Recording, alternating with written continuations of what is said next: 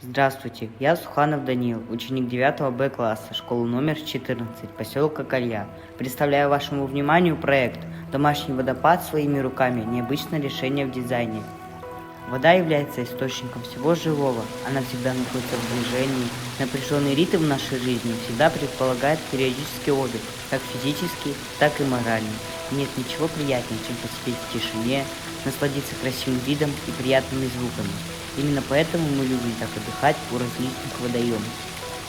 Актуальность моего проекта состоит в следующем. На воду, которая падает с высоты, можно смотреть бесконечно долго, но в условиях, где мы проживаем. Вода в реке бывает очень коротким промежутком времени. Единственный выход – домашний мини-водопад. Чтобы выполнить свой проект, разработал цели и задачи, которые вы видите на экране. Новизна моего проекта в том, что домашние водопады не распространены. Часто такие конструкции принято устанавливать в различных заведениях и общественных местах. Декоративные водопады вполне уместно смотрятся в любом помещении. Существует несколько видов декоративных водопадов. Их различают по материалам изготовления, конструкции и по принципу работы. Водопады по стеклу подходят для жилых домов и квартир. С их помощью можно разграничить пространство. Любители природы выбирают для своего жилья водопады из камня. Модели из металла будут гармонично смотреться в совокупности с предметами, выполненные из такого же материала. Стольный водопад украсить таким декором можно даже книжную полку, журнальный столик. Работает он почти бесшумно, места много он не занимает. Но в небольшой комнате хорошо справляется со своей задачей по увлажнению воздуха. Учеными доказано, что журчание воды взаимодействует с слуховые рецепторы и мозг, вызывая приятные эмоции, создает ощущение свежести.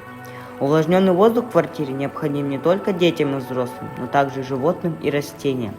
Стоит отметить, искусственные водопады не смогут переносить воздух в комнате влагой, как это бывает часто с увлажнителем воздуха.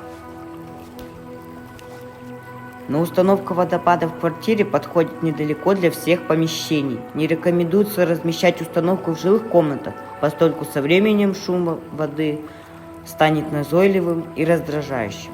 Площадь помещения должна быть больше 30 квадратных метров. Иначе при повышении влажности в комнате вы заметите разрушение отделочных материалов. Как и любой другой предмет, водопад требует ухода. Долив воды производят 1-3 раза в месяц. Насос периодически тоже может засоряться известковыми отложениями. Поэтому в мини-водопадах лучше использовать кипяченую или дистиллированную воду. Как видите, положительных качеств больше, чем отрицательных. И уход за домашним водопадом очень прост. Идея сделать для дома настольный водопад у меня возникла давно, около 2 лет назад. Перед тем, как приступить к работе, изучил весь доступный материал, с советами по выбору материалов и установке оборудования. Идея дизайна для будущего водопада задумалась как природный микромир, поэтому за основу взял деревянный домик в виде бочонка, покрытым мхом со светящимися окнами и грибочками на крыше. Разработал технологическую карту. Более подробно можно увидеть в документе приложение 2, рисунок 6. К моей удаче нашелся готовый векторный макет игрушечного домика для детей. Осталось его переделать, то есть адаптировать для нашего макета, правда не с большим изменением от эскиза первого варианта. Нарисовал новый вариант эскиза, согласно переделанному макету. Из 2 насосов, купленных через интернет-магазин, к счастью, один заработал.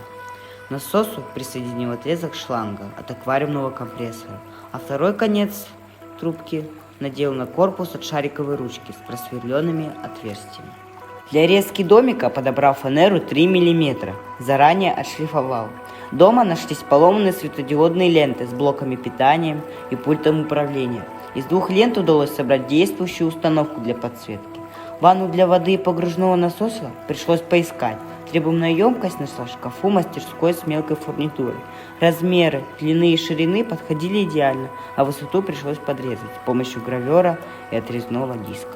Таким образом, были подготовлены все материалы и оборудование для нашего будущего настольного водопада.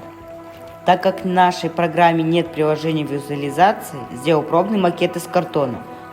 Только после того, как убедился, что все размеры совпадают с пазами и не требуют поправок, приступил к резке изделия из фанеры и по последующей сборке. Для уменьшения впитывания влажности изделия стены и дно покрыл лаком изнутри и снаружи 2 слоя. Конструкцию для циркуляции воды закрепил под крышу домика, провел подсветку, установил емкость для воды и сделал пробное тестирование. С помощью 3D-ручки из прозрачного пластика сделал грибочки.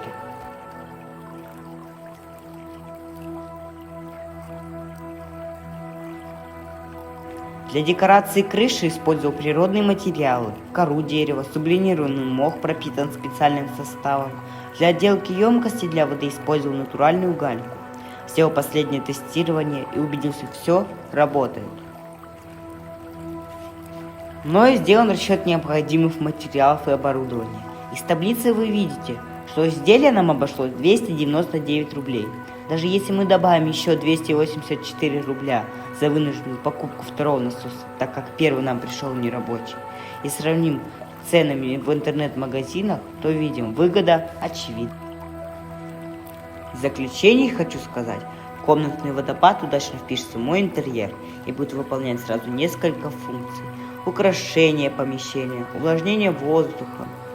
Во время сбора информации для проекта я рассмотрел разные варианты комнатных водопадов, узнал, как их правильно расположить в интерьере, о всех положительных и отрицательных сторонах, запомнил правила ухода за оборудованием.